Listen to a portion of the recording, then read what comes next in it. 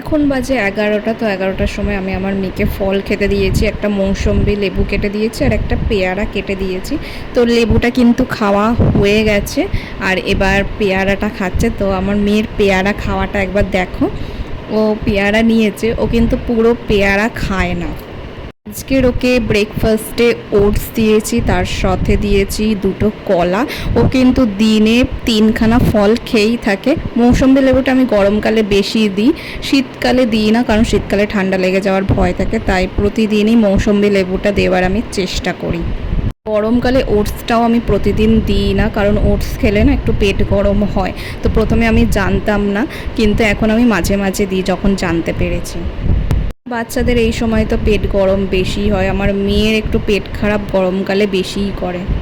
কি ভাবতে ভাবতে পেয়ারা খাচ্ছে কে জানে। আমি কিন্তু ওর সামনে ফোনটা নিয়ে ধরে আছি, ও কিন্তু আমায় দেখছে আর খাচ্ছে, আর কি ভাবছে কে জানে।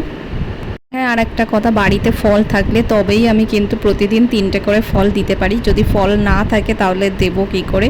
কলাটা থাকে, রোজই থাকে, 2টো করে কলা প্রতিদিন আমি ওকে দিই। তো আমার মেয়ের পেয়ারা খাওয়াটা দেখো একবার, ও সেই লেবুর মতোই খায়। দেখো এবার হয়ে গেল পেয়ারা খাওয়া। এটা আছে তো, এটা কীরকম খাওয়া? হ্যাঁ, এটা খাবি না? খাবি না? হ্যাঁ, এটা কিরকম খাওয়া পেয়ারা? এটা খা, এটা খা, এটা এটা খা। আমি কেন গো?